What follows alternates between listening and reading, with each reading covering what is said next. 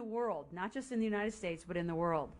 And investors have a sense of that, but they're really used to the stock market. You know, one of the things that's happening, I think, in today's society and economics is that we're in the information age, and what's being offered especially in the United States, is industrial age investment vehicles. And what I mean by industrial age investment vehicles is, in the industrial age, people were given a good job, given a good wage, given good benefits, possibly given a pension and a 401k plan and a defined benefit plan, whatever they were given, and that pretty much promised that as long as they did a good job, they would have, you know, a retirement plan. They would have Social Security. They would have qualified money at the age of 59 and a half.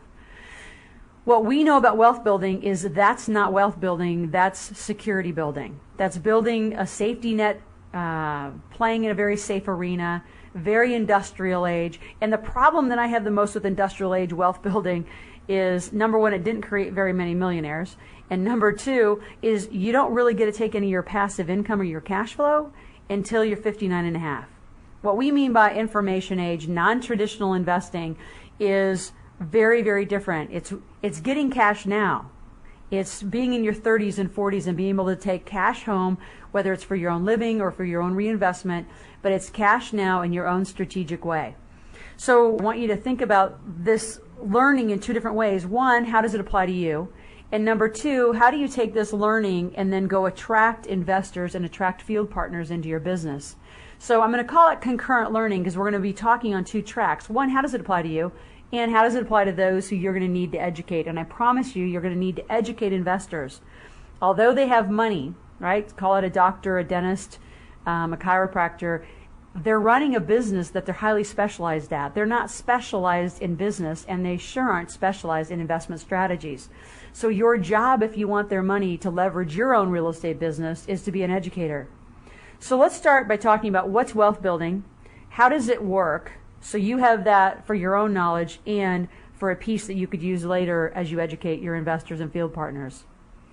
See, what we know is a rich, irreplaceable lifetime of wealth building experience is available.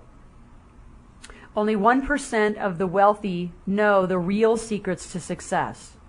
And if you really looked across the United States statistics, I would say that maybe 7 or 8% really know the keys, the real strategies, the defined moment of creating wealth. So what is wealth? Wealth, according to most traditional studies, is having an annual income of $120,000 or so, owning a $250,000 home, and having an additional $500,000 in savings and investments.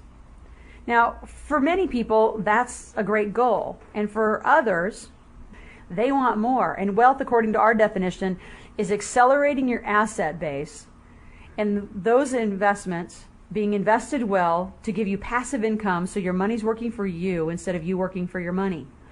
So in the traditional definition, they're looking at annual income. And in our definition, we're looking at base assets. And like we talked about in the baseline, there's two financial statements. There's your income statement or profit and loss, which is your income and expense.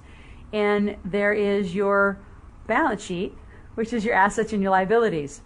So as you think about those four quadrants, think about which one you pay the most attention to. I would say the majority of people that we've surveyed across the United States spend most of their time worrying about and looking at their expenses. The secondary group also correlate that and look at liabilities. So you get what you focus on, and if you're focusing on liabilities and expenses all the time, that's what you're going to get more of. Now, in traditional studies, like I said, they're focused on income. We want assets. See, to be totally free financially, I think you need to build an asset base that then spins passive income up to your income column that you get to live on, and far greater than your expenses.